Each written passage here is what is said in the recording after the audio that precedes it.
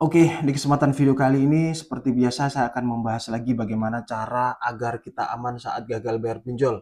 Biar kita tenang, biar kita nggak panik, biar kita nggak terlalu takut. Ya, nanti kalau Anda terlalu takut, terlalu panik, akhirnya depresi, akhirnya stres. Itu menimbulkan kerugian untuk Anda sendiri. Ya, gagal bayar pinjol itu baik-baik saja. Tidak ada orang gagal bayar pinjol itu masuk penjara. Gara-gara Anda ditakut-takuti DC, gara-gara Anda ditekan-tekan DC, diteror-teror DC, Anda stres. Tinggal putuskan saja komunikasi Anda dengan DC. Ganti nomor HP. Karena HP itu, nomor Anda itu menjadi sumber ketakutan. Semakin Anda sering membaca pesan dari para DC itu, Anda semakin takut, semakin stres. Itu fakta. Nah, ini ada komentar dari seseorang yang mengalami gagal bayar. Gagal bayar rupiah cepat 26 juta, jatuh tempo sejak 2 bulan lalu. Ditagih, diteror, sampai nomor adik. Kondisi mulai stres, sampai disuruh ke psikolog. Mau cicil tapi nggak punya uang. Udah nggak bisa lagi hutang kemana-mana. Nah, ini sudah kondisi kita paling rendah. Kondisi kita sudah nggak mampu lagi, sudah nggak punya uang. Anda memikirkan bagaimana cara membayar. Nggak usah dipikirkan. Jangan dipikirkan, bersikaplah masa bodoh. Kalau Anda memikirkan bagaimana membayar hutang, itu akan menambah beban pikiran Anda. Kalau beban pikiran Anda sudah nggak mampu lagi, akhirnya stres. Ditambah lagi teror dari para DC pinjol. Anda baca, Anda buka, bahkan Anda balas. Udah semakin panjang itu nanti. Anda tenggelam dalam ketakutan. Bukan kita tidak tanggung jawab, tidak. Tapi Anda harus selamatkan diri Anda saat kondisi seperti itu. Kondisi sudah tidak punya uang, sudah tidak mampu bayar. Selamatkan dulu. Bagaimana caranya? Putus semua komunikasi dengan DC-DC pinjol. Putus semua komunikasi dengan aplikasi-aplikasi pinjol. Ya, nggak ada cara lain. Nggak ada cara lain. Kalau masih berkomunikasi, Anda menjawab, Anda menerima telepon dari para DC, semakin tambah parah nanti stresnya. Ini sampai segitunya. Anda memaksakan pikiran Anda untuk membayar hutang. Nggak bisa. Hutang itu dibayar dengan uang. Bagaimana caranya? Ya kita harus cari uang. Cari kerjaan tambahan. Memikirkan bagaimana kita bisa mendapatkan uang. Bukan bagaimana kita membayar pinjol, melunasi pinjol. Enggak. Kalau Anda memikirkan melunasi pinjol terus, nggak ketemu.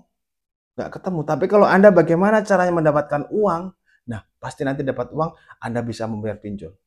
Anda mau melunasi ya silahkan, Anda mau tidak lunasi ya silahkan, itu terserah Anda.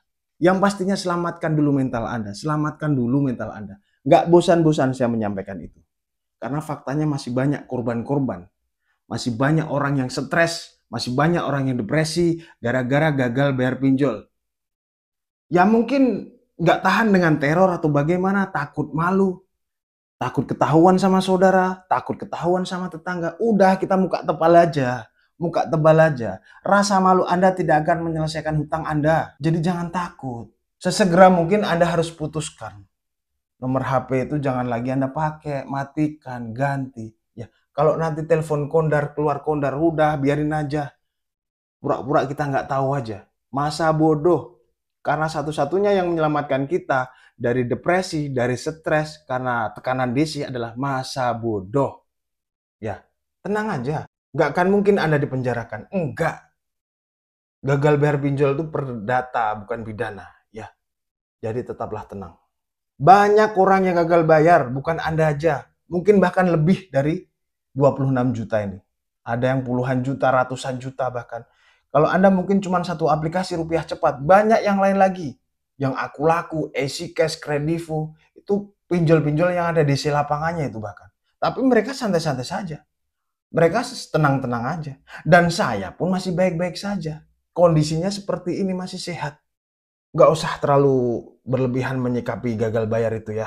Sampaikan mungkin kepada adik Anda yang pada saat itu ditelepon oleh DC, sampaikan aja, udah, saya nggak ada masalah dengan itu. Mungkin itu salah sambung, gitu aja.